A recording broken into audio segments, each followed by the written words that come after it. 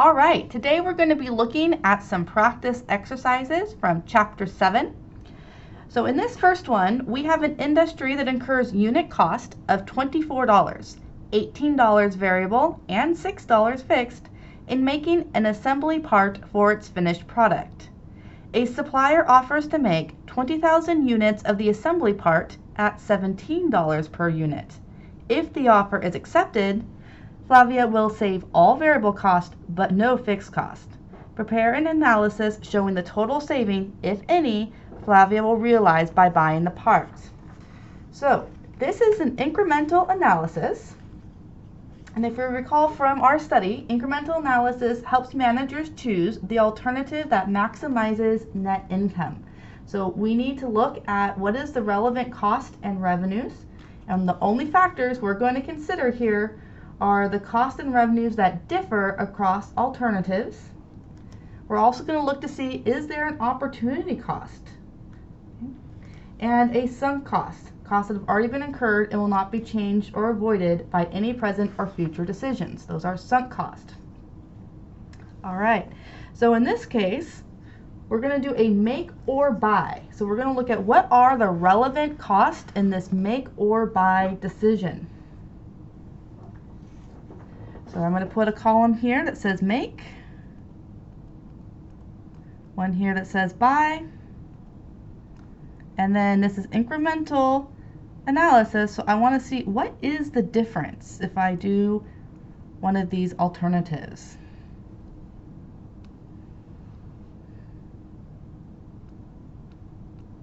Okay. All right, so when we look, we have a couple different costs. We have variable cost and fixed cost. So let me write down here, I'm going to look at what about our variable manufacturing cost? What would be the difference?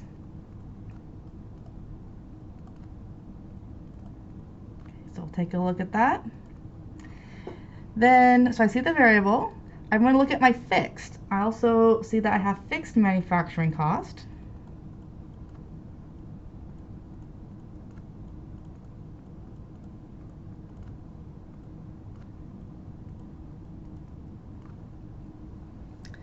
Okay, and if I continue on the problem, I see that the supplier offers to make 20,000 units of the assembly part at $17 per unit. Okay, so I also have a purchase price.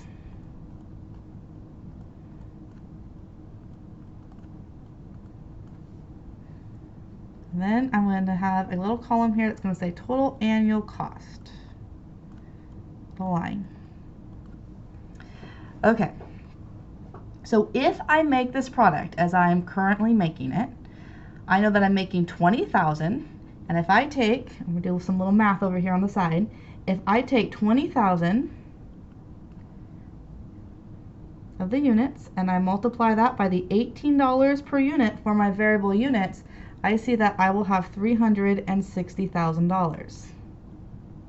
So I'm going to go over here in my make column under the variable manufacturing cost, and I'm going to put $360,000. Those are the costs that I would incur for the variable cost if I continue to make it.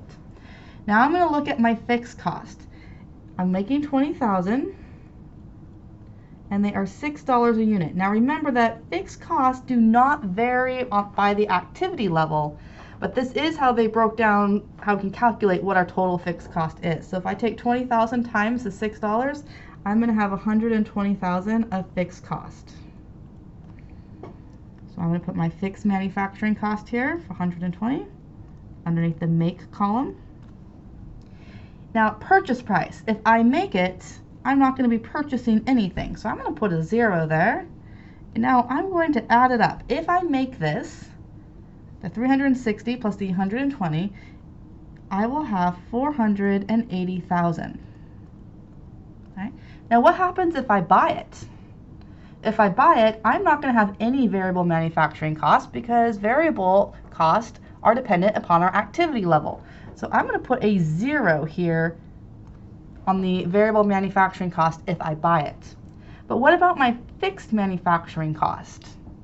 Now, while it said it was $6 a unit and we know that there was 20,000 units, remember that fixed cost are not dependent upon it being variable. So we are going to incur those $120,000 regardless of whether we make the 20,000 units or if we outsource it, because the fixed cost is not dependent upon the activity level.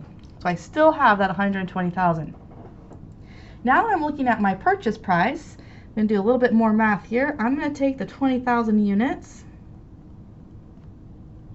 times the $17, and I could buy these 17 for $340,000.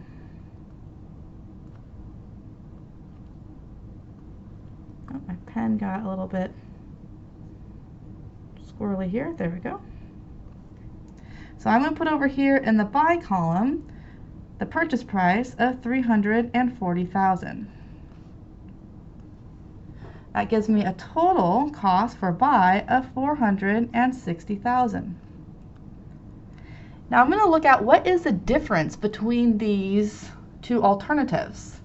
So my net income difference on the variable manufacturing cost, okay, I'm going to put the 360 less the 0, so I have a difference there of 360. On the fixed manufacturing cost, I'm still going to have 120,000 regardless of which alternative I choose, so there is no difference there. On my purchase price, that's only if I buy it. Okay, so I'm going to take that into consideration. So my difference between these two alternatives, the make or the buy, would be 20,000. So it says prepare an analysis showing the total cost saving, if any, Flavia will realize by buying the part. It looks like we're going to have a cost savings of $20,000 if we buy the part. Next, let's take a look at our next one here. So we have Fast Speed Bicycle Inc. makes parts for unfinished bicycles that it sells for $125. Production costs are $40 variable and $20 fixed. Because of unused capacity, Fast Speed is considering finishing the bicycles and selling them for $200. Additional variable finishing costs are expected to be $65 with no increase in fixed cost. Prepare an analysis on a per unit basis showing whether Fast Speed should sell unfinished or continue on and finish those bicycles. Okay, so this is another type of incremental analysis, and this one is a sell or a process further.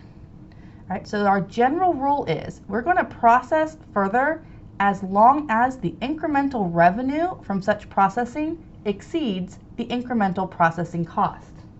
So let's see, run through the calculations here. All right, so I'm going to set it up. What if we sell it? We're just going to sell those unfinished ones. Or what if we continue on and we don't sell them then and we process further? Now this is still incremental analysis, so I'm going to want to see what is the net income increase or decrease.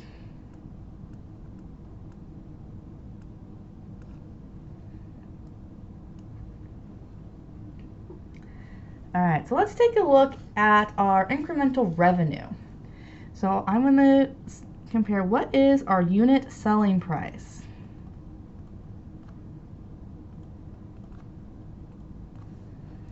Okay, so right now it's saying that we sell unfinished bicycles for $125. So I'm going to put that here. Our selling price, if we just sell them without processing further, is $125. It says that if we finish and process those further, so finish and selling them for $200. So I'm going to put $200 on the process further. So our incremental revenue increase is $75. All right, so we see that, remember back to our rule, process further as long as the incremental revenue from such processing exceeds the incremental processing costs.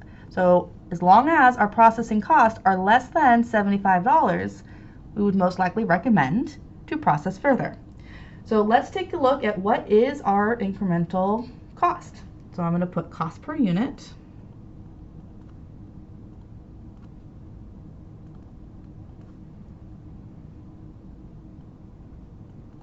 I'm going to look at what my variable and my fixed is, and then we'll take a look at what the total is here. Okay, so if I sell now, it says production costs are $40 variable and $20, so right here we have our $40 variable and $20 fixed. So our total is $60. All right, now if we process further, it says additional variable finishing costs are expected to be $65 and there is no increase in fixed cost. So if I take my $40 that it currently is and I add the additional $65,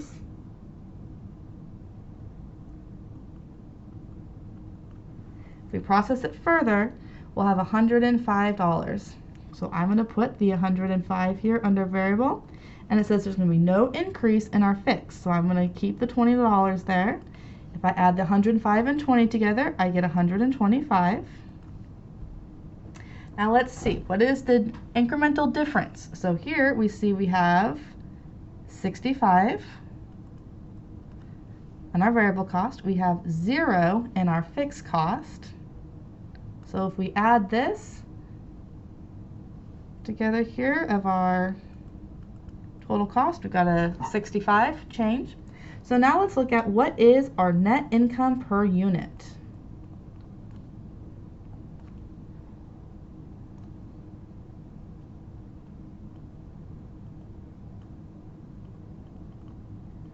All right. So if I subtract out the $60 total cost from my $125 selling price, if I sell the unfinished bicycles, I will have $65 of net income per unit. And if I subtract out the $125 variable cost from the $200 selling price and I process further, I will have $75 per unit. So that incremental difference is $10.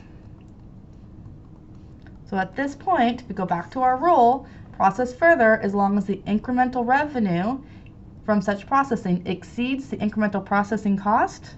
We will process further and continue on because the $75 exceeds the $65 cost to continue processing further, and we'll get an additional $10 per unit to continue processing.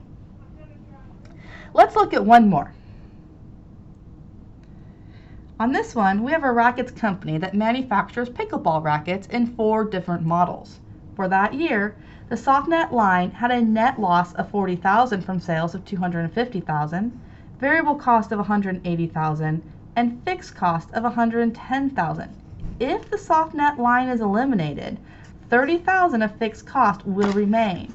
So now we want to prepare an analysis showing whether the SoftNet line should be eliminated. Okay. So in this case, we're going to look at, are we going to eliminate? And a decision to discontinue a segment based solely on the bottom line, the net loss, is inappropriate. We have to go through some analysis first, and we want to focus on the relevant cost, the data that's going to change under those alternative courses of action. So let's run through the analysis. All right, so what if we continue the line? Okay. Or what if we eliminate? I'm going to set up my columns. Again, this is an incremental analysis, so I'm going to look at what is that net income change. So our net income increase and decrease.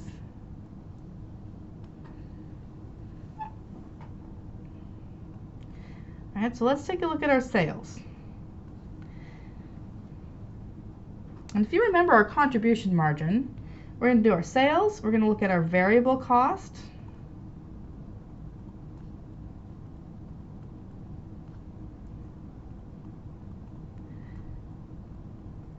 And sales less our variable cost gives us our contribution margin. Then we have our fixed cost, and then net income. So our contribution margin goes first towards our fixed cost, and if our contribution margin covers all of our fixed costs, then it goes towards net income.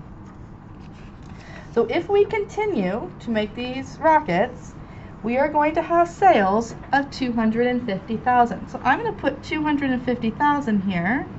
Oh, excuse me about that. Let's fix that. Okay. Sales of $250,000. If I eliminate and discontinue, I will have 0 sales, so my net income is going to decrease by $250,000.